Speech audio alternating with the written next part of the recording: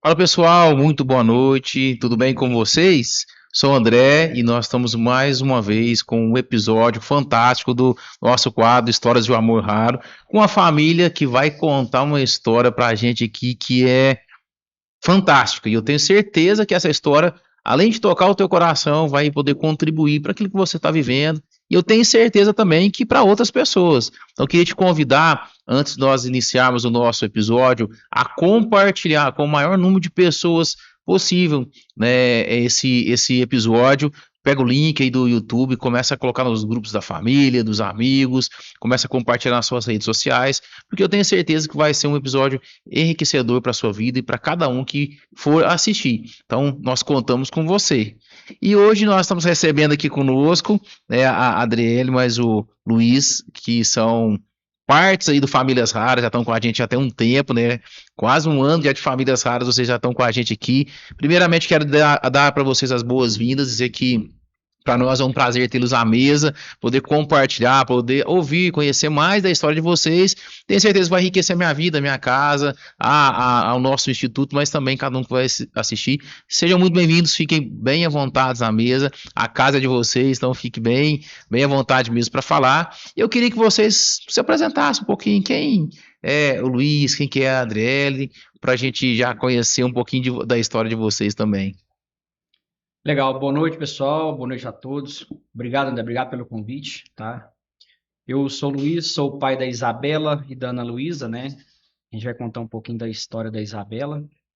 Eu hoje trabalho em supervisão de operações, então tenho um dia a dia bem corrido, né?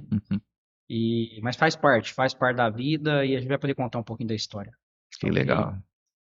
Bom, eu sou a Adriele, sou enfermeira, já trabalho há quase 15 anos e sou a mãe da Isabela e da Ana Luísa. A Ana Luísa tem 17 anos e a Isabela que veio uma surpresinha para nós há 2 anos, né? Então, ela já tem 9 anos, mas a gente descobriu algumas novidades que a gente teve que enfrentar nesses últimos 2 anos.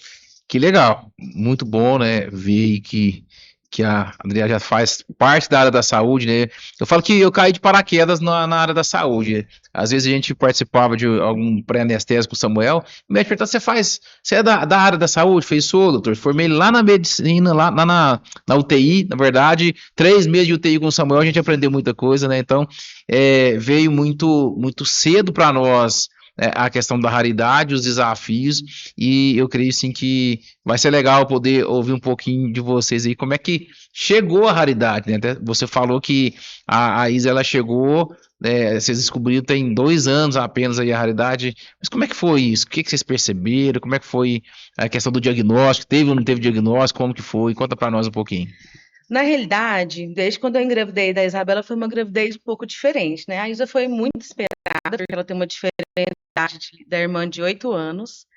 Então, a gente tentou por 4 anos, né, amor? A gente tentou. 4, não, 8 anos nós tentamos a Isabela e foi uma surpresa para nós, né, mesmo. Quando eu engravidei, eu trabalhando muito, né, nessa correria também de saúde e tudo. Eu tive algumas complicações na gestação em relação à ansiedade, tive que afastar do trabalho antes de ganhar a Isabela por dois meses.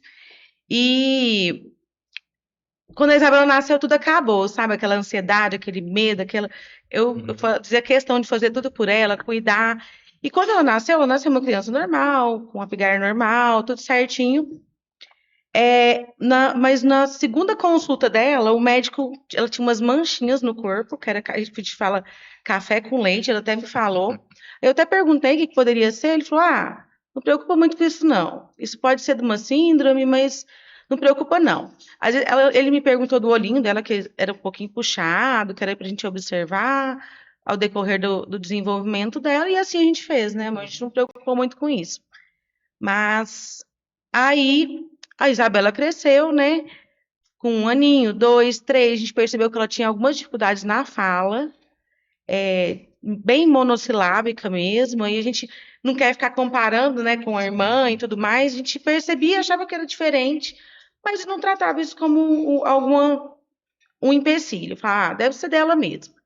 Com 4 anos, ela bem seletiva na parte alimentar também, tinha tudo que ela queria, só comia algumas coisas bem específicas, mas tentava introduzir, ela era bem resistente. Aí eu falei, vamos colocar na escola, né? Tipo, vamos colocar na escola, porque às vezes na escola ela vai junto com os Interage com outras coleguinhas, pessoas, né? Aham. interage e vai.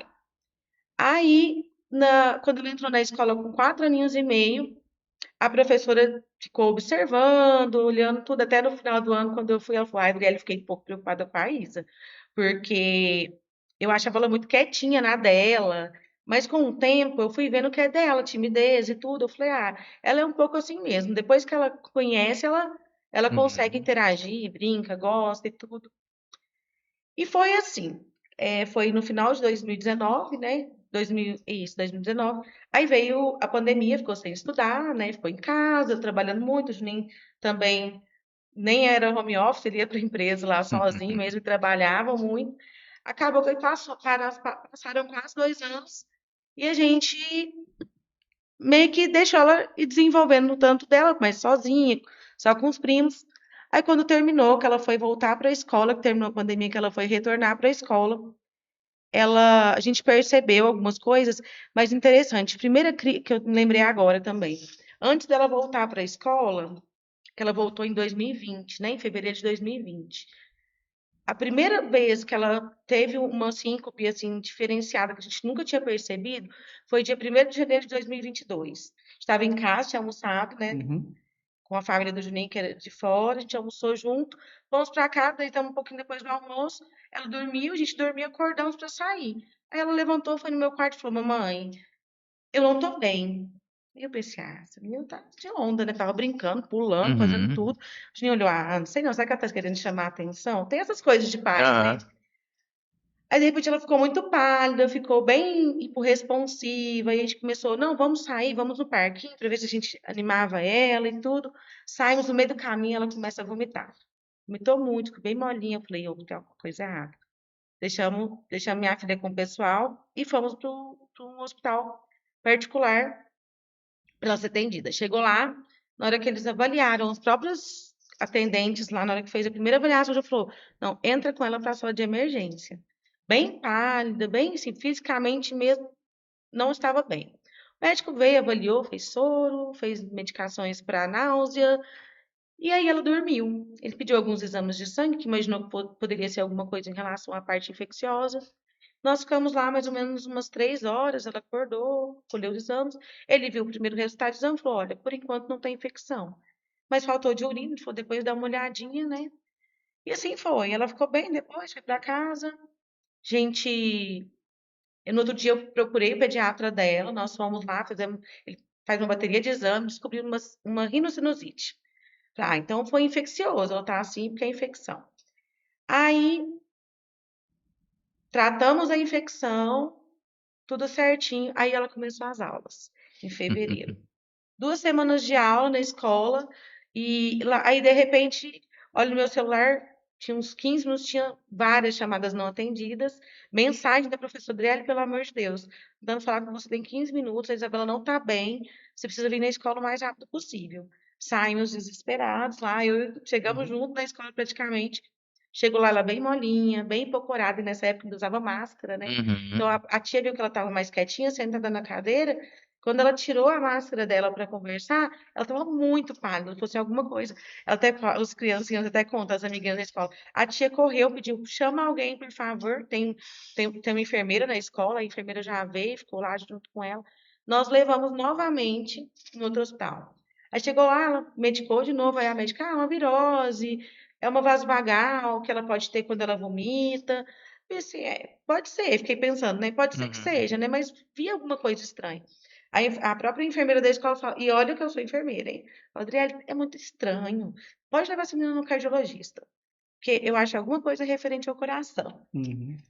Aí eu levei ela no cardiologista, levamos várias nessas partes assim, nada. Isso foi. E aí depois, como falou, a médica falou pra mim assim, teve um momento que ela passou mal esse dia, eu lembro direitinho, tava na observação, aí vem um momento assim que ela fala, mamãe, eu tô passando mal, não tô bem, porque ela fala, eu não tô bem, eu não tô bem, que ela sentia. E era Uhum. já uma crise convulsiva focal, que a gente não tinha identificado. Daí nesse dia ela falou: chama a médica, mamãe, chama a médica, eu não tô bem. Então, assim, ela sentiu um mal-estar muito ruim. Aí a médica, não, é vaso vagal, tudo bem. Aí passava, ela brincava, voltava ao normal. Aí depois, como era vaso vagal, eu dava uma medicação para náusea. Ela começava a ficar ruim, eu dava uma medicação para náusea. Parecia meio que efeito Uhum. placebo, melhorava, sabe? Ela melhorava. Aí para nós era assim, era ela se sentir mal, ir ao médico, fazer algum tratamento e normalidade. Então a gente não teve essa percepção de Uhum. momento, né? A percepção que a gente teve é que realmente, pode ser uma gripe, pode ser uma sinusite, algo que esteja atrapalhando, né? Então a gente, até o momento, tinha só essa questão de desconhecimento, né? Para essa condição, né? Isso. Até que um dia, em 2022 ainda, inclusive no dia do meu aniversário, dia 1º de maio, a gente fez uma viagem. Nós fomos Uhum. para Barretos. Aí a gente ia ficar uns 4 dias lá. Quando, de repente, a gente estava nadando na piscina, o Juninho, lá na beira da piscina, e ela saiu da piscina e falou: mamãe, eu vou ficar com o papai. E ela foi. Isso 11h30 da manhã. Criança, normalmente, 11h30 da manhã tá no auge da diversão. Uhum. Eu fiquei mais uns 5 minutos quando eu olhei ela deitada. Eu falei: ai, que estranho. Vou lá. Cheguei lá, ela, mamãe, eu não tô bem, parece que eu não tô bem. Aí eu peguei e falei: uai, filha, o que que foi? Vamos comer alguma coisa? Vamos comer uma batatinha, né? Querendo chocolate. Não, não tô bem. A gente conversou, eu falei: ai, e agora? Passando mal aqui, né? Dessa forma, Uhum. numa cidade que a gente não conhece, onde tem um hospital, como que nós vamos fazer? Não dá para esperar piorar. Aí nós conversamos, falou assim: vamos já procurar um hospital, porque a gente ia levar, no caminho a gente vai decidir se a gente vai entrar ou não. E Uhum. ela foi ficando ruim, ruim, ruim. Chegamos no hospital, a Santa Casa, lá, é a Santa Casa de Barretos. E lá tem os dois atendimentos, SUS, né? E o Particular, atendimento né? particular. Mas, assim, é uma referência mesmo lá, né? Aí nós entramos com a Isabela e eu falei: ai, vamos, já a gente tinha convênio mesmo, vamos fazer por convênio, que deve ser mais rápido. Esperamos umas 2 horas, nesse tempo ela ficou ruim, ficou com náusea, não vomitou, mas tinha muito uma regurgitação, que ela soluçava, aquela sensação de vômito. Dormiu um pouquinho no colo, aí quando chamou, mais ou menos 1 hora depois, ela já estava bem melhor. Mas como é um hospital escola, né, dizendo que o Juninho ficou de fora com a outra filha, com a Ana, eu entrei, aí eles começaram a avaliar, aquele tanto de médico, uma junta médica. Aí já começaram a ver, viu ela não tá bem mesmo, e olha que ela já tinha melhorado. E eu até falei: não, ela já tá 50% que ela tava. Mãe, mas ela não tá bem, não, mãe. Eu falei assim: mas ela tá bem melhor, porque como eu Sim. vejo como ela fica, então eu sei pra te falar que ela já tá melhor. Aí eles foram vendo as manchinhas, apalpando. Falou: a gente parece ter um pouquinho de cocô, ela sempre teve o intestino mais presinho. Eu falei: ela tem o intestino mais preso mesmo. Aí o médico, o chefe dos médicos lá falou assim: Adriele, a gente tem uma neuro hoje, mais que é feriado, mas o que você acha a gente esperar? Ela vai dar um pulinho aqui daqui um pouquinho, acho que mais ou menos umas 2 horas. A gente consegue que ela varie a Isabela. Falei: ai, vou esperar, tô aqui mesmo, não tem graça de a gente estar no hotel, mas a gente quer resolver, né, para Isabela, né? Então, entre esse tempo de espera, a gente foi fazer o raio-x, fez um Uhum. flit lá, porque acharam que tinha um pouquinho de cocô para esvaziar o intestino. Aí, nesse tempo, chegou a neuro. Quando a neuro olhou, ela estava boa. Já brincando no Querendo ir embora. celular, Já querendo ir querem ir pra embora, casa já. Voltar pro casa. cheia de vontade já, fazendo gracinha, porque ela adora fazer uma gracinha. Aí, quando a neurologia falou assim: olha, tudo isso que você está me contando, eu contei toda essa história, que ela falou assim: parece muito ser uma crise convulsiva focal. Parei, falei: como assim, meu Deus? Como que crise e eu não consigo identificar isso? Enfermeira, né? Aí eu falei assim, ela falou assim: quando você chegar na sua cidade, você vai procurar um neuro, vai fazer todos os exames dela para você identificar. Você já fez eletroencefalograma, uma ressonância, uma tomografia? Falei: não, nós nunca fizemos. Até tinha indicação do neuro dela, do Pediatra. pediatra, só que a gente falava: não, vamos ficar procurando doença, não, porque quem Uhum. procura acha. Aí a gente tinha muito isso. Ela tá bem, tá desenvolvendo bem, ok. Só que aí eu falei: me dá uma carta de recomendação do atendimento, porque aí quando eu chegar na minha cidade eu já levo nessa carta. Aí ela escreveu lá, né? Criança com apatia, todos os Uhum. sintomas que ela tinha, ela colocou crise convulsiva, interrogar, crise de ausência, interrogar, e colocou neurofibromatose. Eu vi aquele nome, nunca tinha ouvido na vida, Que foi a surpresa, né? que foi a surpresa. Aí eu peguei, comecei a pesquisar de um por um. Como que é a crise? Comecei a ler, Uhum. né, no No Google, né? Google Doutor mesmo. Google. Doutor Google, falei, peraí, vou descobrir.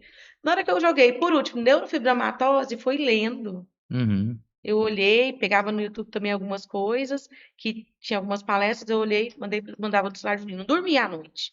Não consegui dormir, porque a noite inteira estudando sobre isso, que eu falei, meu Deus, cada coisa que eu olhei, eu falava, ela tem isso, ela tem isso, ela tem isso. Aí acordamos outro dia, né, eu falei, Juninho, você leu o que eu te mandei? Ele falou, li. Eu falei, eu tenho certeza que a Isabela tem neurofibromatose.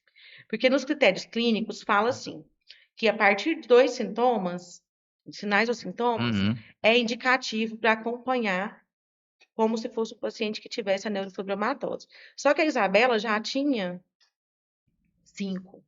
Por quê? Coisas que passam batidos. Por isso, uma coisa que me faz muito bem é falar sobre a doença, né? Uhum. Porque eu acho que ajuda bastante. Porque hoje eu faço parte de um grupo de WhatsApp do Brasil inteiro, Legal. de pessoas que ou têm ou os filhos têm neurofibromatose. Uhum. E aí, isso me faz bem, falar sobre e aprender. Né? Aí, quando a gente descobriu, eu falei assim, porque a Isa tem. Nesse caso, a gente já imaginou que fosse a crise convulsiva, então a crise convulsiva que ela começou a apresentar. Aí já tinha a mancha café com leite, que é um dos critérios, que eram mais de 6 manchas café com leite, porque tem que ser mais de 6 para Uhum. entrar no diagnóstico.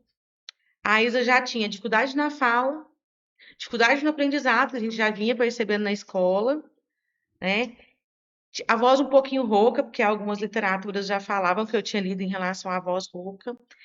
E efélides, que são sardas na região de axila, região do pescoço e na região da perninha, Uhum. região púbica.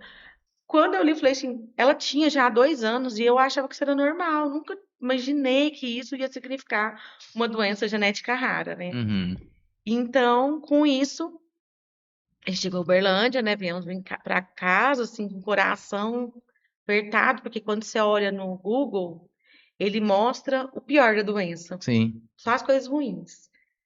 Quando você joga lá neurofibromatose, você vê os piores dos tumores, os piores e a neurofibromatose, ela tem uma consequência, porque além de internamente, ela também tem um fator muito grande emocionalmente, porque é muito visível algumas, como é que eu posso falar? Os sintomas mesmo, os sinais da doença. Então, não dá para saber o que ela vai ter ainda, né? Igual tem crianças da idade dela que têm membros amputados, tem crianças que são traqueostomizadas, tem crianças que já fizeram 12 cirurgias, né? Então, assim, não dá pra gente saber, não dá pra gente saber como vai ser o futuro.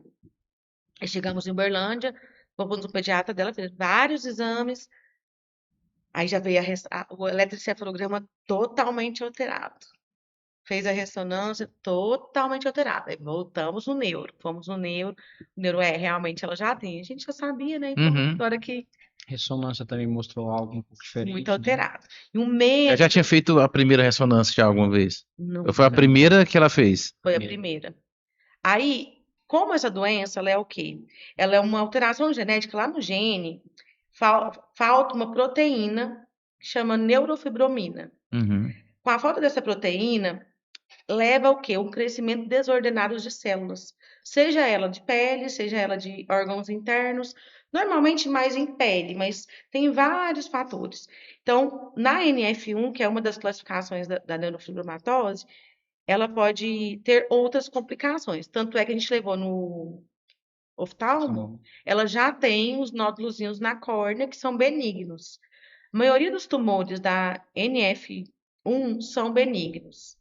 Porém, dependendo qual órgão que ele der e como ele se prolifera, eles podem crescer muito e acaba comprimindo órgãos importantes ou o cérebro Uhum. e ter um risco grande de fazer Sim. cirurgia ou de ser num local não operável, né? Surgir para retirada, né? Você fala. Para retirar. Já tem as complicações do próximo, vamos por cérebro, comprime, tem sintomas por conta disso, né? E também às vezes não tem condição de operar, dependendo de onde tiver, né? Não tem indicação.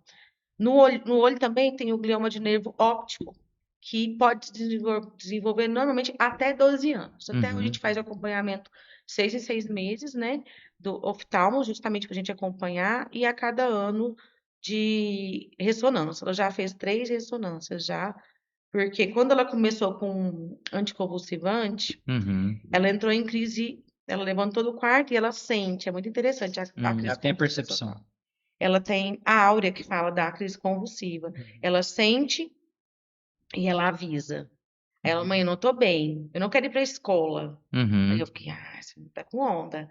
Aí, de repente, ela começou a passar mal. Aí ela entrou em crise 6h30 da manhã, aí ficava entrando e saindo. Só que a crise convulsiva focal, ela não tem contorção motora, ela só fica letárgica, pálida, lenta, ela responde. Só que você fala assim, Isabela, o que que você tá sentindo? Ela fica parada assim, ó. Eu não sei o que eu tô sentindo. Bem letárgica, sabe? Mas a gente consegue perceber. Sim. Bem, boca muito roxa. Hoje ela já sabe. Tô com a boca roxa, mamãe. Às vezes, quando ela passa mal, ela fala: tô com a boca roxa, mamãe. E até é bom, que eu acho Sim. importante para ela, a gente se sente um pouco mais Sim. seguro também, dela entender quando ela vai precisar de ajuda ou não, né? E aí foi assim que a neurofibromatose entrou nas nossas vidas.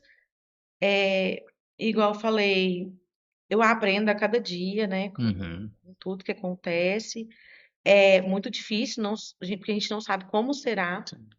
Mas eu comecei a pesquisar bastante e eu encontrei o centro de referência de neurofibromatose que fica em BH, né? Na UFMG. Então, desde 2022, eu consegui a primeira consulta presencial com eles. É sensacional, chama Amanfi. Amanfi. Amanfi. Eles têm um blog na internet que é um médico que tomou conta desse blog e ele e alguns outros médicos que fazem essas pesquisas e atendem.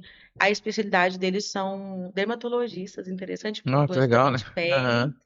E eles fazem vários estudos, e inclusive eles são os fundadores, inclusive o Dr. Lor, ele tem uma filha com neurofibromatose, por isso que ele foi estudar mais sobre isso, se dedicou a isso. Então, isso foi com 7 anos, que ela estava com 7 anos. 7 anos. 7 anos começou E é legal você falar, eu acho que um ponto importante que vocês estão falando para nós, a questão da busca pela informação. Porque, independente se você estava na área da saúde ou não, isso mostrou que quando vocês foram atrás da informação, que é uma coisa que eu bato muito na tecla, não fica no achismo, vai atrás. Vai buscar, porque assim, aprender a lidar com a raridade, isso vai dar uma qualidade de vida e uma longevidade. Né? Me corrija se eu estiver errado aí, pelo menos é o que eu. Eu acho assim, tudo é novo para nós, né?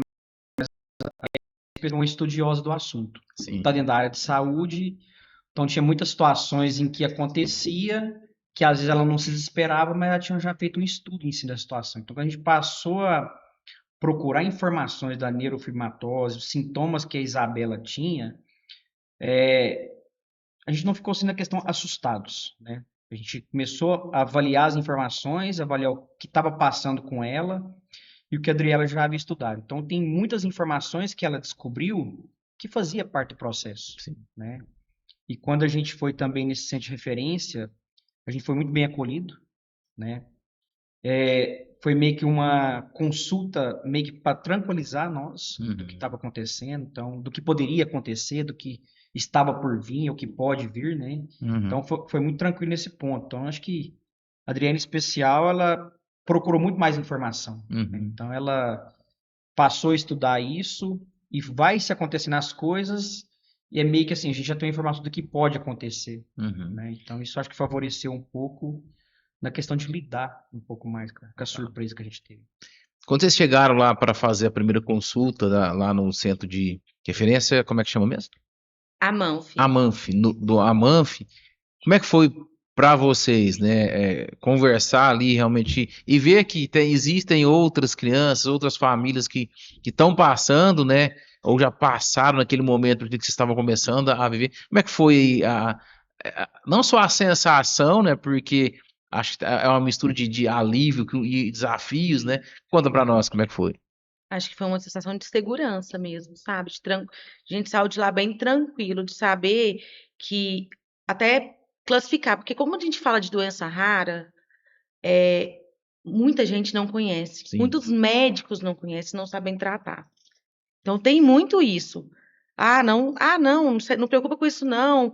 Assim, a nossa sorte é que Uberlândia é uma cidade de boas referências, né? Mas no grupo mesmo que eu participo, quantas mães demoram a ter um diagnóstico já Sim. com coisas muito mais visíveis. Uhum. Então, assim, quando a gente chegou lá, A busca pelo diagnóstico, ela é difícil, né? Aqui no muito Brasil. É uma luta, na verdade, para você conseguir ter um diagnóstico, né? sim, e eu fico até pensando, não sei se fosse no SUS, como seria, se a gente conseguiria ter esse diagnóstico. Às vezes sim, não sei. Mas eu fico pensando que foi muito rápido, até porque para o exame, né? A gente faz uma ressonância com um dia, no outro dia você que A acontece especialidade fazer. também, né? Eu acho que o fato, assim, acho que um divisor que foi o fato da gente, quando fez essa consulta lá em Barretos, eu acho que a questão da experiência, né? Uhum. Passar por uma neuro com experiência que, ao analisar ela e identificar isso, meio que foi um fator de divisor de águas para Legal. nós, porque o que ela trouxe de informação e a gente buscou essa informação e foi fazer esse estudo, casou muitas informações, né? Então, E é legal a gente ver isso, assim, eu brinco que são as Jesus-incidências da vida da gente, porque sim. eles estavam fora da cidade, fora do acompanhamento Um passeio. num passeio, de repente lá, eu acho que as providências que nos ajudam, né, Sem acende dúvida. aquela luzinha, opa, peraí. E sabe o que é o interessante, André? Eu falo muito isso pro Juninho.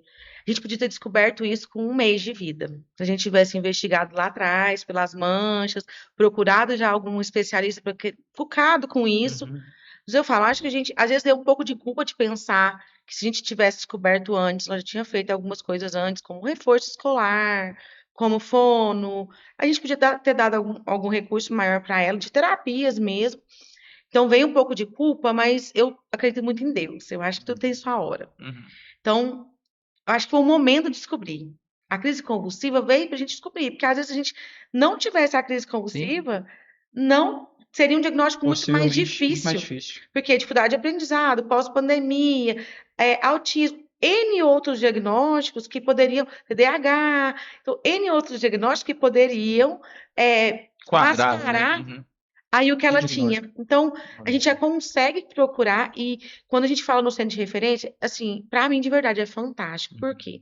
São pessoas que cuidam somente de pacientes com neurofibromatose. Então, as experiências, os estudos deles são totalmente voltados. O blog, ele uma vez no mês ele tem publicação, então eu já ia lendo sobre isso, já acompanhava a médica, a doutora Juliana, que é sensacional, que é quem atende a Isabela nos congressos que vai fora, então ela sempre está se atualizando.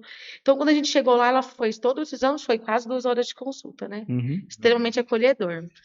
Então, assim, cuidou, explicou, ela falou assim pra gente.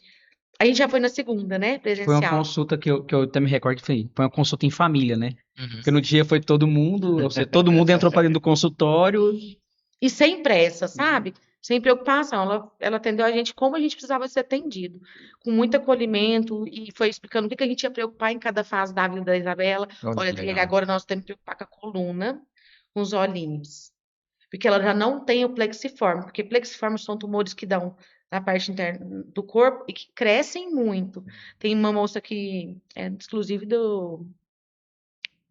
esqueci o local que ela mora, no Rio Grande do Sul, que inclusive ela tinha um tumor de 70 quilos. Nossa. Hoje ela já operou, inclusive era paciente deles, e a gente descobriu que muito tempo depois ela teve coragem de operar, porque são tumores muito grandes, muito vascularizados, então não dá para retirar total, tem que ser 5, 6 cirurgias Pra tirar por para parte. conseguir, então assim, é bem complexo, né? Então, as famílias têm muito medo, né? E realmente tem que ter mesmo, porque é uma coisa que nem todo mundo consegue operar. Uhum. Não sabe nem diagnosticar, quem diria, né, operar. Sim.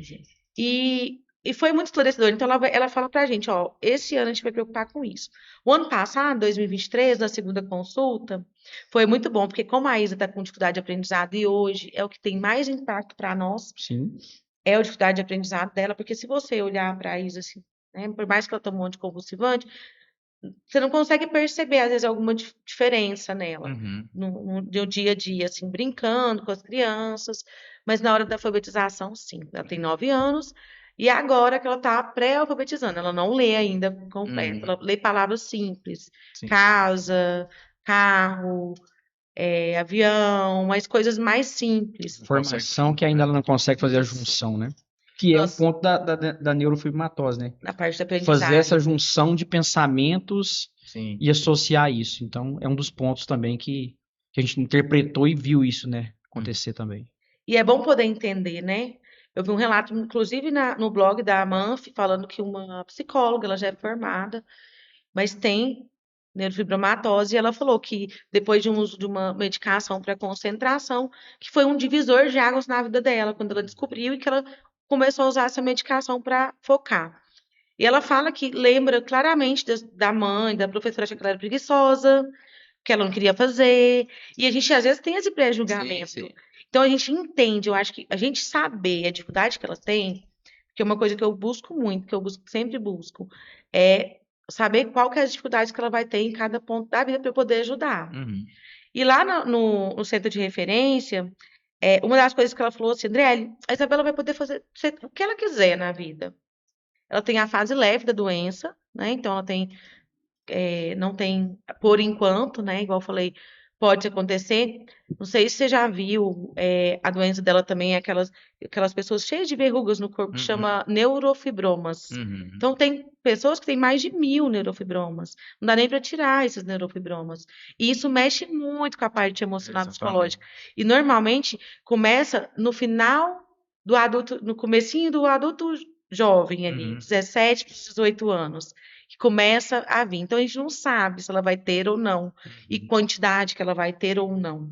Então, assim, vendo os relatos, isso é uma coisa que impacta muito fisicamente. Sim. Tem pessoa que acha que pega, por exemplo, tem que tem medo.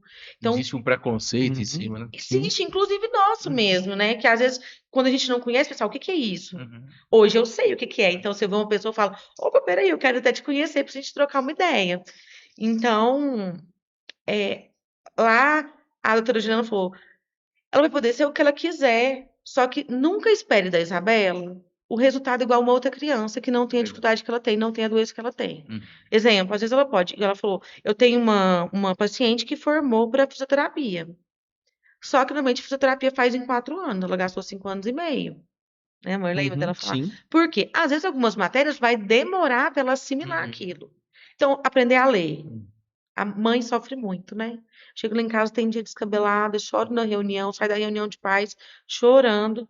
Chega lá o Juninho, calma, Dá o tempo para ela, né? dá um tempo. Você tá cansada de saber, Adriele, que ela é diferente nesse ponto. Como você quer cobrar dela como outra? E eu fico, ai meu Deus, mas ela tá sofrendo e eu tô sofrendo.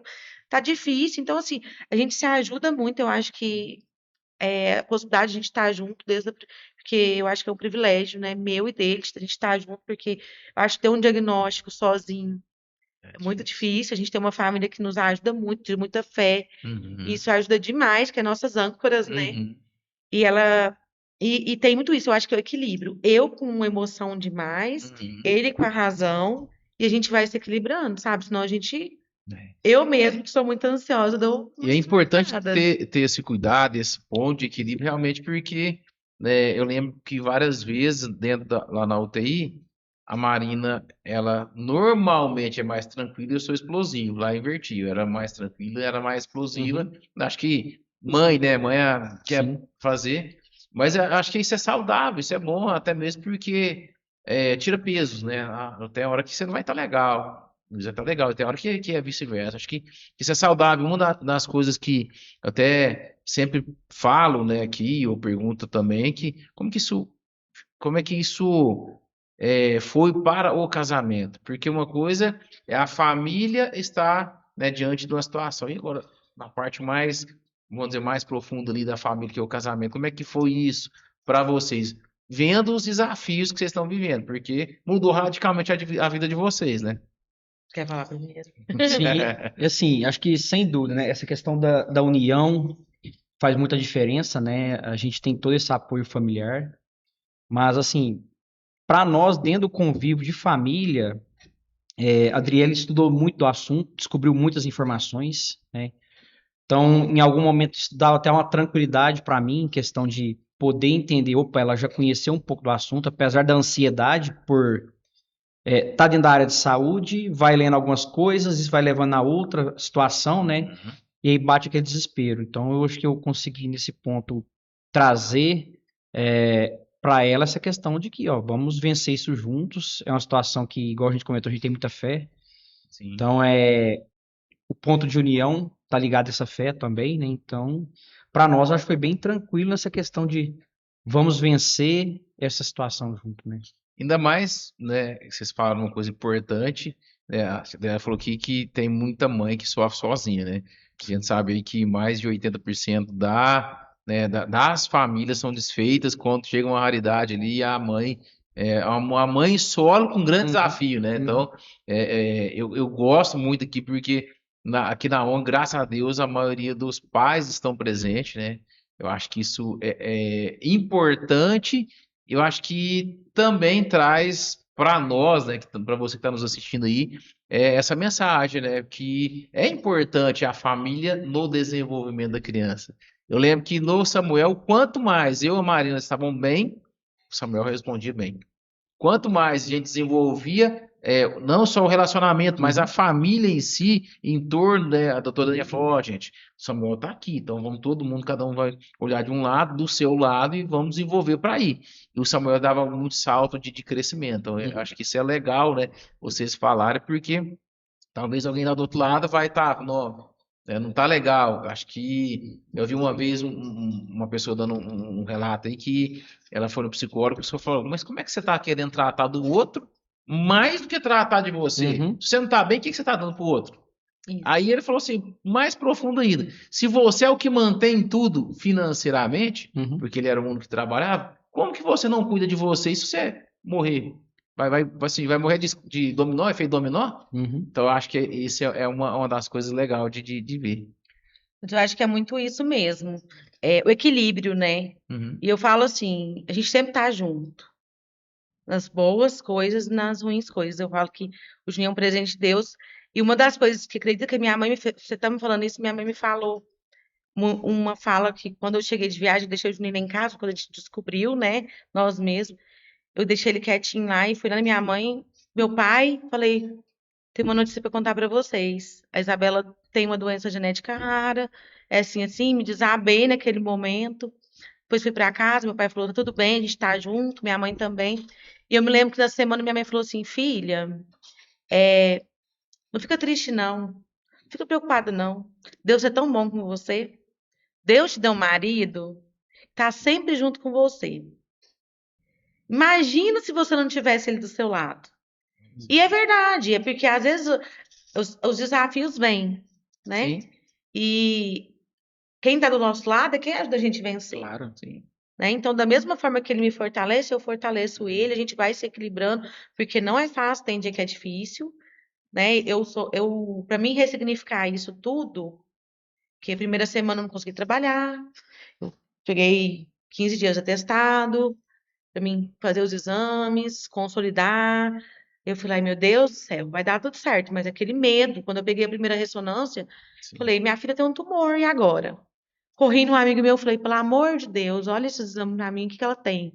Calma, Adriele, isso aqui é tudo indicativo de ser crise convulsiva mesmo, mas eu me desesperei, eu falei, pronto, agora só falta ela ter um tumor, ela tem que operar, como vai ser minha vida? Então, a gente vai se adequando, né? A gente vai aprendendo. Uma das coisas que eu criei foi o Instagram dela, que tem pouquíssimos seguidores, mas assim, é muito mais para me ressignificar do que para outra coisa. Porque quando eu tô assim, eu vejo mais coisas, eu posto, eu reposto, eu mostro, faço questão de falar para as pessoas sobre a doença dela. E não é para fazer, coitada da Isabela, cuidado. A gente não tem muita informação, né? Claro que a gente, o mais novo, a gente acaba poupando, que é o último, assim, que a gente vai ter, a gente acaba mimando um pouco mais. Mas, assim, a gente deixa ela uma criança que faz o que ela quer, ela brinca, ela corre, ela faz tudo que ela quer.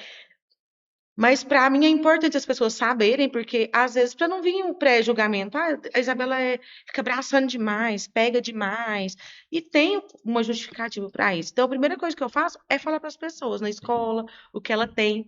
Aí esses dias eu acho que a gente tem que aprender muito como lidar para a gente passar para ela como lidar. Porque tem algumas coisas que não adianta eu falar para ela, tem 9 anos, a gente não fala, tem algumas coisas que possam vir pela frente.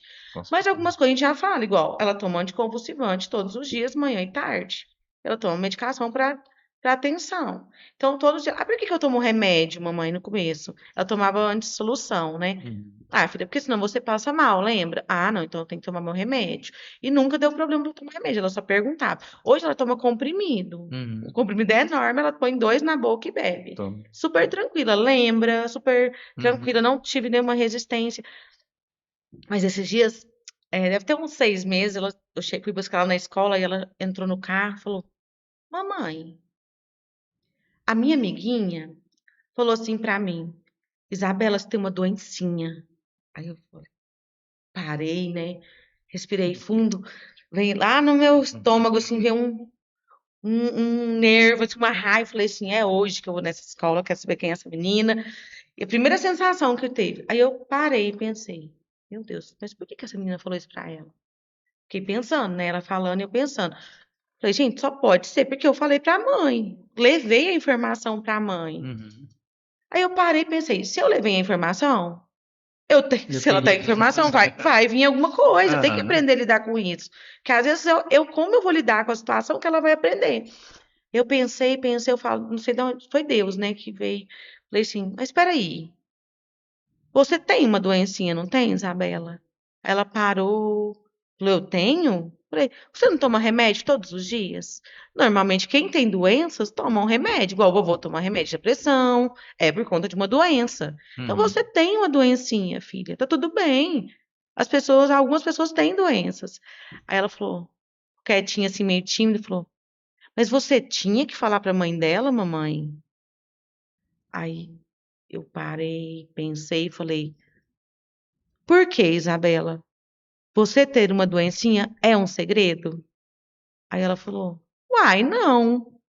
Eu falei, então, por que que a mamãe não pode falar? Por que que a mamãe não pode contar? Tá tudo bem sua amiga falar que você tem uma doencinha. Você tem uma doencinha. Ah, tá bom. Isso foi o primeiro impacto, e assim, eu falo que nem eu imaginava como teria se quando acontecesse, mas foi um impacto. Na primeira hora eu pensei, ai meu Deus, é preconceito, né? Tá sofrendo com isso, mas eu pensei, O instinto calma, protetor queria ser mais forte. sim, mas eu Queria acho. lá conversar. Mas é isso que nós vamos ensinar para ela. E quando ela precisar de saber de mais informações, ela vai saber. Exemplo, o Instagram dela. Eu procuro as pessoas que têm a mesma doença, pessoas que já são mais velhas, pessoas jovens, mães, porque eu consigo trocar ideias. Se amanhã e vai ser para ela. Eu fiz o Instagram para ela, porque quando ela tiver maior, ela vai poder trocar ideias, ter as mesmas pensamentos, ver o que as pessoas sofreram, ajudar também as outras pessoas, as pessoas se ajudarem, porque Expor alguma experiência, alguma coisa, né? então E a informação, ela vai ajudar, né, ela, por isso que a gente trouxe o podcast, porque eu creio que aqui a informação, ela dá para sociedade, dá para quem está vivendo, dá para quem vai viver,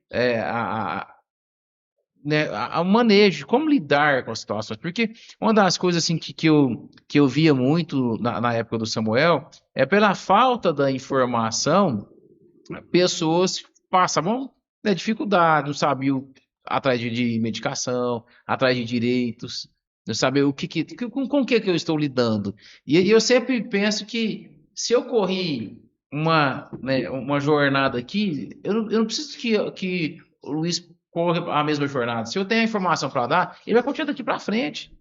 Né? E eu acho que é legal essa questão que você falou, ter o grupo, né? Eu incentivo muito, gente, vamos entrar no nosso grupo ali, vamos colocar informação. Ó, você está no grupo daquilo que é a raridade ali do seu filho, entra, fala, troca experiência, vê, né, o que tem de melhor. A gente, né, o Brasil é tão grande, né, a gente vê que vocês estavam lá no centro de referência, lá em Belo Horizonte.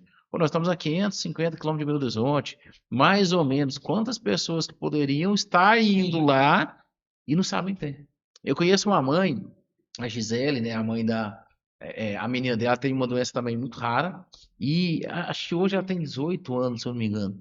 Quando ela descobriu, não tinha nada de informação. Não tinha Facebook, não tinha quase nada. Foi muito tempo atrás. Ela falou, André, Foi Deus que colocou uma médica lá na vida dela, que descobriu a menina dela, porque ela reclamou lá na época de Orkut, ainda, coisa lá atrás. A médica viu, entrou em contato, chamou ela, foi para parar lá em Curitiba, morou lá na UTI lá do hospital de Curitiba, acho que não sei quantos anos, mas por quê? Porque ela foi atrás da informação, né? Acho que eu comparo muita informação, assim, a gente tem feito algumas análises, né? É igual, hoje a informação chega muito mais rápido e a gente consegue consultar em qualquer lugar. Então, acho que é um comparativo, é como se tivesse feito uma viagem aí há uns 20 anos atrás. Se tivesse que fazer uma viagem há uns 20 anos atrás, você tinha que ir lá comprar o guia, quatro Sim, quatro rodas, rodas, né? pesquisar no mapa, ver onde que eu vou passar, como que é o caminho, pesquisar alguma coisa, né? Então a informação ela chega hoje com maior velocidade. E a gente consegue buscar informação, né? A gente pode contribuir, né? Se eu já E aquele recebi. ponto, né? A gente fica com aquela ansiedade, nossa, eu estou indo para um outro local que eu não conheço, não sei o caminho, né? E realmente, isso antigamente não tinha como a gente fazer isso. Hoje não, hoje a gente consegue ter o caminho, consegue ter informação.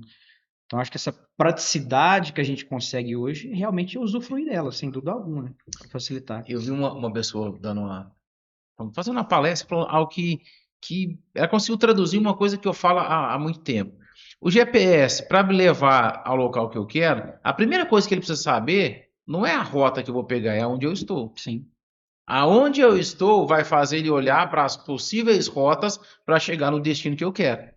E eu creio que é exatamente isso que quem tem um filho raro, tem, né, precisa saber aonde eu estou, qual que é a Sem fase dúvida. atual, né? André, e é tão interessante o que você falou, porque a Ana Luísa tem 17 anos, né? A Isa veio depois de 8 anos. Então, Sim. eu fui uma mãe para Ana Luísa, né? Uma mãe que nunca precisou de ir na escola, uma mãe que nunca precisou de ficar ensinando tarefa mais que o normal, uma mãe que a filha sempre aprendeu tudo sozinha e fez sozinha, que nunca precisou de nada minha, e olha que era a primeira filha.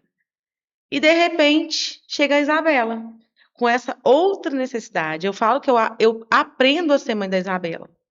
Eu aprendi a ser mãe da Ana Luísa, e eu estou aprendendo a ser mãe da Isabela, porque filhos já são diferentes, né? Sim. Mas tem muita diferença do que a gente precisava de dedicação. A Ana Luísa totalmente independente. E assim, a gente não pode deixar de falar dela, né, amor? Porque Sem dúvida. ela é uma irmã, assim. Se eu perguntar como é que é a relação, como é que foi ela receber a notícia, quando ela olha para tudo que, né, a Isa está vivendo, como é que ela reage, o que que ela, né? Sempre muito preocupada, sempre junto. Mas a Ana Luísa, às vezes, ela é muito mais sensata que a gente, sabe?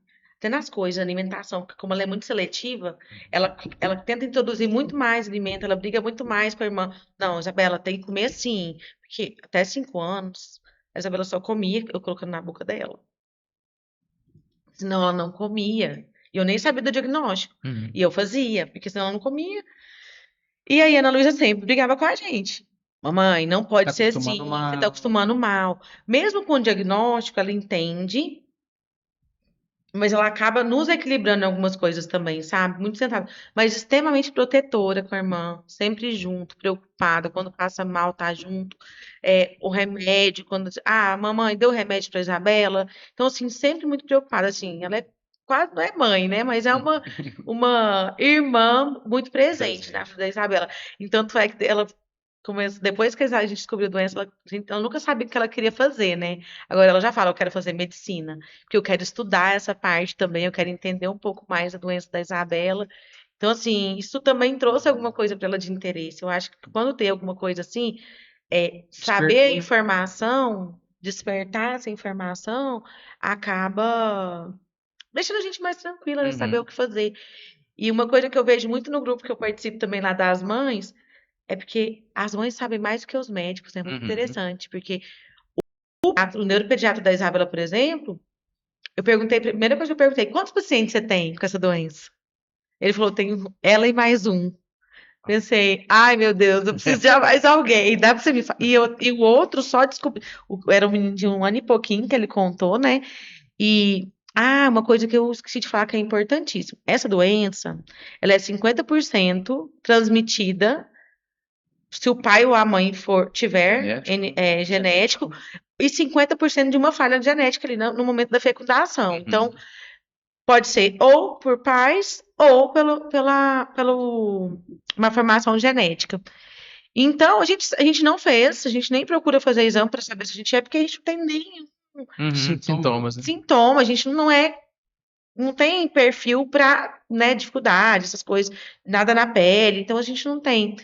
E algumas pessoas, os filhos têm, os pais já tinham, mas não sabiam, porque são sintomas bem leves, e só descobriu porque o filho tem um sintoma maior, e aí foi fazer a triagem, descobriu que o pai tem. Então, assim, muitas pessoas vivem com algumas manchas, café com leite, só. Então, assim, é uma doença única para cada um. Não existe igual, o NF igual. Cada um se desenvolve de uma forma. 15% das crianças com NF1 têm autismo. Então, assim, é uma coisa bem específica mesmo, né? Dificuldade de aprendizado, de fala. A Isabela ainda tem muita dificuldade, algumas dificuldades de fala ainda e de compreensão. Tem na audição, no processamento auditivo central, por isso que ela faz fono, porque para ela, às vezes, por que ela não aprende a escrever de uma facilidade? Porque quando ela ouve, ela não processa da mesma forma que a gente. Então, e ela fadiga muito mais rápido. A gente fez avaliação neuropsicológica com ela, ela tem o QI abaixo da média das crianças da idade dela, pouquinho abaixo só, mas porque, puxa, na hora que ela vai pegar a informação e unir, ela não consegue com a facilidade que outra criança para formar tudo isso, sabe? Então, acho que é isso, né? Das nossas maiores dificuldades até hoje, a gente não sabe o que está por vir. Mas nós vamos estar preparados se vier alguma coisa. Vocês são muito. Eu acho que é legal isso. Vocês são muito participativos, né? Do dia a dia, do que é, do desenvolvimento, dos atrasos. Eu acho que isso é legal, porque eu já atendi vários pais que colocam a criança na bolha e priva a criança de ser criança e, ao mesmo tempo, coloca ela num lugar escondido e não vai procurar saber o que eu posso melhorar, né? Qual qualidade de vida que eu dou para essa criança, né? Então a gente atendeu várias famílias assim, e eu sempre falo, olha, vai interagir mais, procura saber mais, o que pode, o que não pode, o que não pode, será que realmente não pode? Porque o que a gente ouvia às vezes do Samuel não vai sentar, tem a probabilidade de não sentar, na verdade. O Samuel sentou com 1 ano e 1 mês. Sentou, sozinho, sentou, e daquilo ali, não queria ficar deitado mais de jeito nenhum, sempre queria ficar sentadinho. Então, assim, eu vejo que o diagnóstico ele não precisa ser um destino fatalístico para alguém, né? A gente respeita o diagnóstico, né? Gosto demais de realmente ver quando a família vai, procura saber que acho que você consegue lidar melhor, como vocês estão falando, vocês estão vendo aí as fases, mas não precisa ser o fatalístico, né? Eu posso usar daquele diagnóstico para melhorar a qualidade de vida. E uma coisa que eu falo que a gente precisa aprender ainda como sociedade, como humanidade, como que nós vamos pegar essas crianças que são raras hoje, dar uma expectativa de vida e independência para ela, né? Uma interdependência, uma independência futura, para ela poder ter uma vida, ter uma família, ter seu próprio recurso, né? Eu sei que daqui 10, 20 anos, talvez, a tecnologia vai estar nos ajudando a isso, né? Tem várias áreas que vão surgir, mas para a gente pegar uma criança que talvez tenha uma dificuldade motora, para que essa criança pode desenvolver que ela vai ter seu próprio recurso, sua própria família, seu próprio sustento, né? E não trazer para essa criança eu acho que isso é ruim. Olha, a criança vai ser aposentada porque ela não tem mais expectativa de vida. Então, eu luto muito por isso, eu falo disso, eu gosto de debater, já falei isso com várias pessoas, vários políticos, porque eu acho que é algo que a gente precisa de lutar. Ver, né, o desafio de vocês a desbravar, eu não sei se ela é a única criança em Uberlândia que tem a NF1, mas talvez pode ser que seja uma das primeiras que vocês estão lutando, abrindo um caminho, porque vai vir gente atrás. Talvez alguém que está nos assistindo agora acabou de receber esse diagnóstico, ou vai conseguir esse diagnóstico. A gente sabe que não é fácil tê-lo, mas daqui uns dias, daqui uns meses, e ver que vocês abriram um caminho trazendo informação, isso é legal. Então, parabéns, né, por isso também. Mas eu queria que vocês contassem um pouquinho para nós quais são os desafios hoje que vocês estão tendo com a Isa. Você falou que é um pouquinho da questão da aprendizagem, né, questão que a fonte trabalha muito essa questão para ela conseguir processar. Mas o que vocês têm visto hoje? Quais são os maiores desafios? Seja ele, eu não vou nem limitar ser somente nela, mas, por exemplo, eu tenho dificuldade com plano de saúde, eu tenho dificuldade com a escola. O que são os maiores desafios hoje? Gente, ela se enquadra, né, numa criança que precisaria de um professor, né, para acompanhar durante a aula, que não seja o professor da sala, e a gente tem dificuldade. A gente tem muita dificuldade porque ela está numa escola privada e as escolas privadas elas não fornecem esse professor de apoio. Então, isso é impactante, porque a gente sabe que eu sei que ela tem a dificuldade, mas eu quero o melhor dela, dentro do que ela consegue. Só porque ela tem a dificuldade não quer dizer que eu não vou tentar explorar o melhor que ela consiga, igual você falou. A gente não pode limitá-la por conta disso. E a minha briga é muito porque eu acho que inclusão não é só dar beijinho, abracinho, falar oi, vai cá, Isabela, gosto de você. Inclusão é dar a mesma condição de aprendizado para ela do que as outras crianças. Então, se ela precisa de um apoio, eu tenho que lutar, mas está difícil. Está difícil porque assim, a escola não faz. A gente já tentou algumas vezes conversas em relação a isso. Eu entendo a escola, porque hoje na sala da ISO tem, se tiver, vamos supor, ela e mais 2 autistas, por exemplo. Para a escola, financeiramente, manter mais 2 ou 3 professores de apoio não é viável. Financeiramente não consegue. Não é nem porque eles não querem. A gente tem que ter bom senso, Claro. né, nesse sentido. Porque hoje a gente tem muita criança. Porque antes a gente não era diagnosticada, as crianças iam engolindo a goela abaixo e se virava ali ou não. Depois tinha as complicações, como não era se dado o apoio que eles precisavam. Só que a gente queria um equilíbrio, né, em relação a isso. Então, a gente tem essa dificuldade mesmo.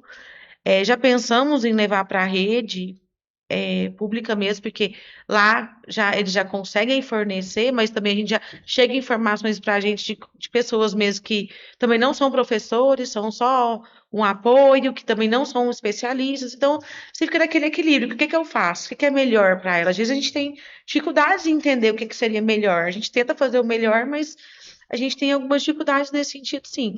Ontem a gente teve até reunião na escola e eu levei. Hoje ela tá numa turminha de 28 alunos, é uma turma cheia, Sim. né, para uma escola do tamanho dela. E eu falo muito isso, falei assim, gente, vocês têm que me ajudar a lutar, porque a Isabela tem dificuldade.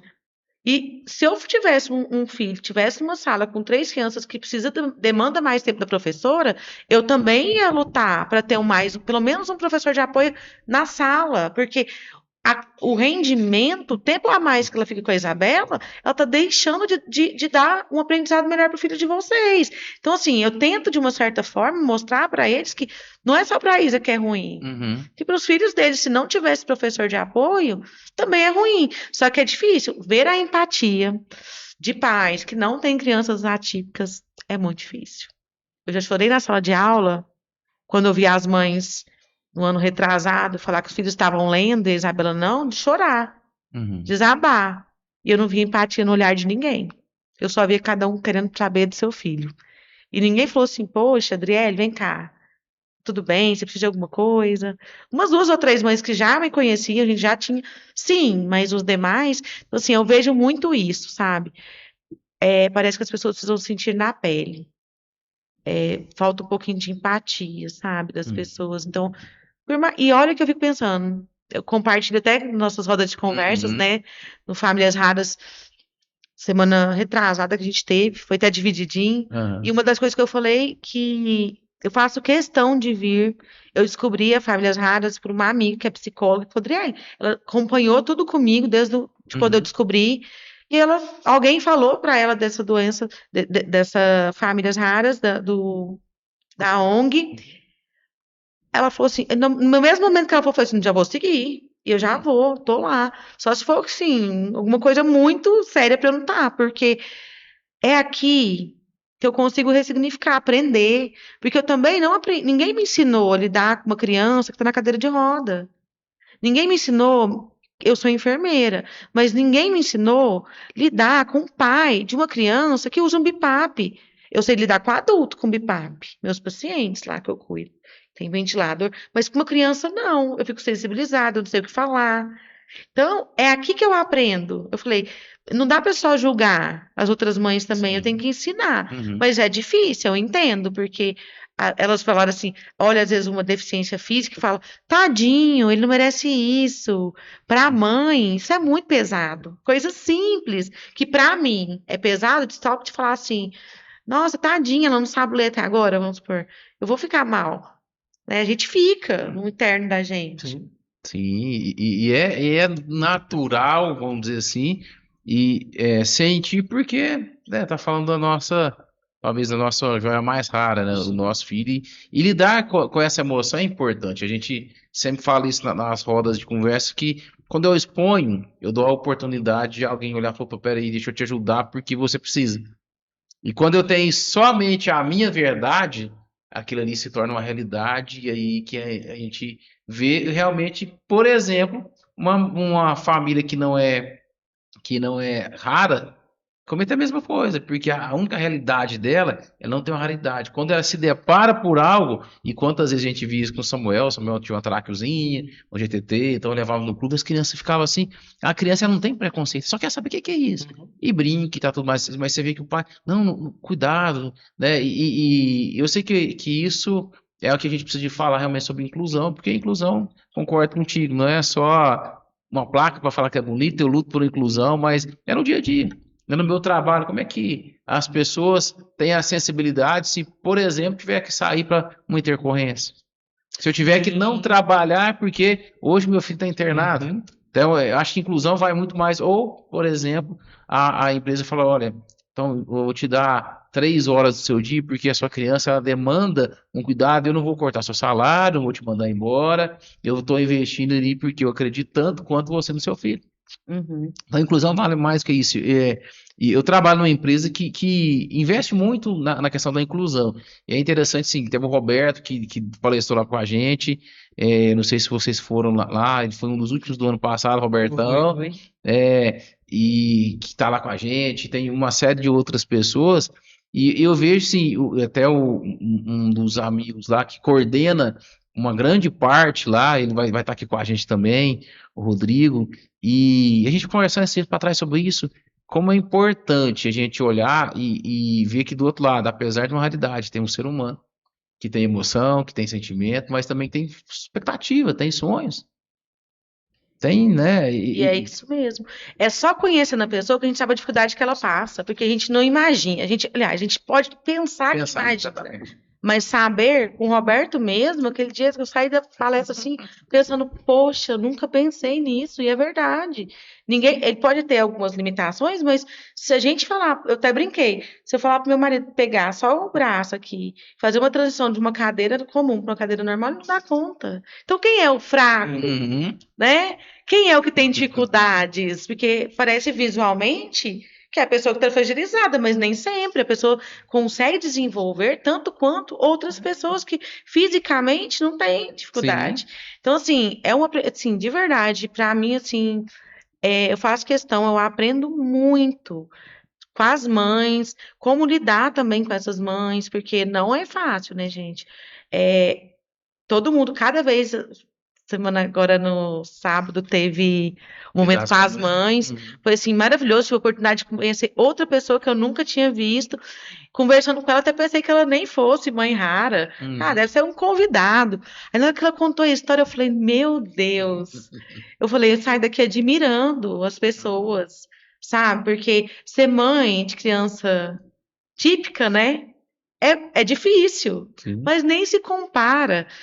E esse nome é tão interessante que eu sempre, trabalhando em hospital, sempre achei assim, quando eu via, porque eu só cuidei de pessoas com paralisia cerebral, de nascimento, e sempre as mães muito presentes, o tempo todo. Então, eu sempre achei assim, tá lá com o ventilador, o filho, o tempo inteiro, mãe integral, mãe que não trabalhou nunca depois que teve o filho, largou tudo para viver a vida do filho. E eu sempre falei assim, filhos especiais, mães especiais. E aí, quando eu vi esse nome, famílias raras, é isso, filhos raros, famílias raras. Não é só a criança que é rara, nós também somos raros. Eu acho esse nome, assim, espetacular. Quando a gente escolheu o nome, eu falei, né, tava eu, Eduardo, a Marina conversando, eu falei, gente, eu não quero ser especialista em uma doença rara. Nós queremos acolher as famílias raras. E eu pesquisei isso em 2021 para 2022. Não tinha ninguém fazendo o que a gente faz hoje quando se trata de famílias raras. Eu tenho segmentos que fazem suas rodas de conversa, investem nas raridades. Eu acho que é legal, igual você tem um grupo. Todo mundo está falando a mesma língua daquilo que é. Mas quando se tratava do cuidado, e olha que eu pesquisei, né? Não quer dizer que a gente é só nós hoje, nós estamos em 2024 e evoluiu muita coisa, né? Mas não tinha quase ninguém que fazia isso, ou praticamente ninguém que pegava a família e falava, como é que tá a família? Bem, que você falou, a partir do momento que a raridade chega na casa de uma família, agora é uma família rara, porque muda a rotina, muda as finanças, muda o trabalho profissional e muda o cuidado. Às vezes vem uma série de adaptações, igual o Roberto contou aquela vez para nós, a série de adaptações que foram necessárias para ele, e isso aí é uma coisa que é comum para toda a família. Eu lembro quando o Samuel chegou, você olhava para o quarto dele, era quase um mini hospital. Ele foi lá com a bomba, porque ele estava alimentando pela sonda nasal, depois para GTT. Ele estava com atraquiozinho, mas era ar ambiente, mas tinha ali que precisasse de alguma coisa dele. Então, enfim, muda tudo. Muda a atenção e a atenção também, né? Porque você fica muito mais atento e em alguns momentos é mais tenso, né? Uma crise convulsiva. Eu lembro a primeira crise convulsiva que o Samuel teve, que ali meu chão caiu. Eu falei, gente, o que é isso que eu tô vendo? Nunca vi isso na minha vida, nunca aconteceu isso com ele. Aí depois descobriu que era um reflexo vasovagal, que não era uma crise convulsiva. Mas mesmo assim, nossa, até a gente descobrir, é uma tensão. Então eu creio que é exatamente isso. Família rara, porque tem um filho raro. E o raro não é necessariamente só porque tem uma doença rara, mas é porque ali existe alguém que nos ensina muito mais, né? Porque o Samuel para nós foi uma escola. O Samuel, ele na escola, eu falei, gente, como é que esse menino, né, tá vivendo e do jeito que tá, se ele era conhecido como beijoqueiro, tanto na CD, no hospital que ele era, aonde ele ia, ele mandava beijo para todo mundo, nunca, sempre dava o bracinho querendo colo, mas assim, ensinava a gente, né, superação, olhar numa situação, eu falei, agora ele tá mantendo controle, né? E eu vejo assim também assim, o quanto é bom, né, a gente ter uma rede de suporte, Sim. porque para muitas situações pode pintar aquele momento de aflição, né? Uhum. E a informação ela ajuda muito, até para lidar com a própria situação. Então, ter uma rede de suporte onde você pode compartilhar com alguém algo que você está passando e aquela pessoa às vezes ter tido aquela experiência e trazer ali uma informação dá um certo conforto. Sim. Então, acho que o grupo em si trabalhar esse tipo de assunto, sem dúvida alguma, Sim. vai ajudar muitas pessoas, né, a lidar com situações. Existe situações muito difíceis, Uhum. né, até a gente não ter o conhecimento. Tem situações que a gente pode interpretar que acabou meu mundo, a situação está muito difícil, mas alguém já passou por aquela situação e a gente sabe que É possível, existe né? um recurso ali, né? Legal. Então, acho que isso ajuda muito. Assim. Que bom. Gente, eu queria, para a gente ir finalizando, eu queria que vocês deixassem uma mensagem, né? Pode, se quiser fazer uma mensagem direcionada aqui, para. Eu sempre falo aqui, alguém vai estar ouvindo esse podcast uma hora e ele está precisando exatamente daquilo que você vai falar. Eu queria que você deixasse uma palavra, né, de superação, de apoio, de desafios também, né, para essa pessoa, para essa família que vai ver, baseado naquilo que vocês viveram, naquilo que vocês estão sentindo, porque quando a gente se dispôs a ser uma voz, eu falei, olha, eu quero ser uma voz que vai levar uma palavra de superação, quero trazer, né, ser uma voz que vai dar uma instrução, mas também uma voz que vai lutar. Então, o podcast, né, ele veio para ser realmente essa voz. E eu tenho certeza que do outro lado alguém vai ouvir aquilo que vocês estão falando, vão aprender, principalmente quem está, né, na NF1 aí, falou, nossa, peraí, eu posso procurar, pode depois deixar o arroba do Instagram de vocês, da Isa, para vocês também poder ter contato e alguém que vai precisar, né? ouvir de vocês aí. Então, eu queria que vocês deixassem essa mensagem para cada um. Pode ir? Primeiras damas, né, Luiz? Eu acho que é isso, é buscar informação, né? Para mim faz muito sentido compartilhar. Então, assim, se alguém estiver ouvindo, ouvir, quiser me procurar nas redes sociais, depois eu vou deixar. Não sei se tem um link, depois dá para colocar o link. Gente, compartilhar para mim é muito importante, porque quando eu compartilho, eu recebo um monte de informações juntas. E apesar disso tudo, né, a gente sempre sabe, é muito interessante, mãe sente, né? Sempre percebia que a Isabela era especial de alguma forma. Não que a Ana Luísa não seja, né? Mas a gente via que tinha alguma coisa diferente, a gente só descobriu, né, que concretizou com um diagnóstico. Mas a Isabela é extremamente inteligente, ela é extremamente amorosa, cuidadosa. Ela vai no aniversário, ela é babá de todas as crianças menores. Então, assim, as mães falam: nossa, que bom que a Isabela tá aqui. Então, assim, ela é extremamente cuidadosa. A Isabela, na nossa casa tem uma escada, ela nunca caiu da escada.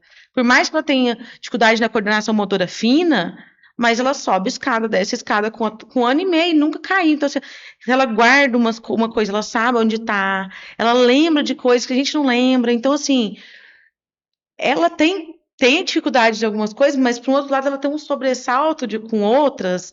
E eu acho que a gente oferece para os nossos filhos, né? As condições de oferecer. Hoje eu sei. Não sei como seria, porque a gente tem convênio, né? Pela empresa do Juninho, quando você falou de trabalho, de empresa, a gente é muito grato, né? Porque o Juninho proporciona um trabalho que dá uma flexibilidade, que a gente tem um convênio. Eu não tive dificuldade nenhuma em relação ao meu trabalho, pelo contrário, consigo ter uma flexibilidade, um entendimento dos meus gestores, então isso é fundamental, mas a gente só tem quando a gente leva também, é importante.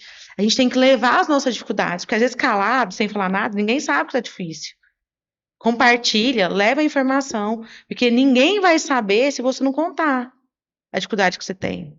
A dificuldade, vai atrás, corre atrás, é com convênio, é reembolso. A gente é uma briga também com reembolso para conseguir, porque nem todo mundo tem no convênio. Os médicos não atendem convênio o tempo todo. Então, busquem informação. Acho que através de buscar informação vai vir um leque aí de informação que você vai poder filtrar o que é importante para você. Legal. Acho que isso é uma mensagem para a gente analisar, assim, qual é o tamanho da minha carga, qual é o tamanho da sua carga, né? Que a gente tem que carregar. Mas, assim, eu acho que tem propósito para a gente viver nessa vida, né? Então, acho que Deus não vai colocar um propósito que você não vai conseguir carregar. E o fato da informação, assim, eu acho que ele é muito importante, né? Às vezes ele vai chegar de alguma forma que a gente não vai conseguir distinguir, porque vai muito do conhecimento, vai muito da busca da informação que a gente busca, né? Então, a minha percepção, por exemplo, desse caso é que a Adriele mergulhou no assunto. Então, hoje ela é uma conhecedora da neurofibromatose e isso nos ajudou e muito. Ajudou na questão do tratamento da Isabela em si, ajudou no tratamento da questão da família, né? O que a gente pode, o que a gente não pode. Ajudou nas questões dos direitos, porque hoje essas pessoas que têm essa situação têm direitos, né? Será que a gente passou a conhecer os direitos dessas pessoas? Será que é algo que eu não tenho que buscar e eu posso ter um direito? A gente até teve um exemplo dessa situação. A gente foi num parque fazer um passeio, daí ele pesquisou e lá existia um passaporte para pessoas que têm necessidade, né? E aí eu me recordo muito bem que teve até uma criança que brincou. A gente estava na fila que tinha inúmeras pessoas e a gente pôde passar na frente. Passa na frente, né? Fila quilométrica de 1 hora e meia, a gente lá na frente. E aí as pessoas começaram a olhar. Via criança, pô, mas não tem nada. Não dá para perceber nada nela. Mas ela tem o passaporte. Aí teve uma criança que até brincou, né? Ô tia, deixa eu ter esse passaporte também. Aí a Adriana até brincou, não, deixa quieto, pode ficar tranquilo, vai chegar a sua vez, né? Mas assim, a gente fica analisando situações que a gente acontece, o que aconteceu com a gente e as informações chegar, a gente conseguir distinguir, isso é muito bom, né? Então, ou seja, buscar por uma ONG que consegue ter parcerias que trazem informação para nós, isso é muito bom. Então, quando eu falo da carga, é essa situação. Tem saída. E tem situações que a gente vai ter que viver. Por mais difícil que ela aconteça, se a gente estiver preparado, muito bem. como não é bom você estar preparado para uma situação ruim que você vai passar, né? Então, ou seja, vai pintar uma crise, eu vou fazer o seguinte, eu vou fazer uma poupança porque a hora que chegar a crise eu estou um pouco mais bem preparado. Só que as doenças, elas, na maioria das vezes, ela não acontece dessa forma, né? Uhum. Ela vem meio que a conta gota, te colocando em situações em que, será que eu estou preparado para isso ou não? Será que eu tenho que buscar informação? Eu só tenho mesmo que sofrer essa situação. Porque esse é o ponto.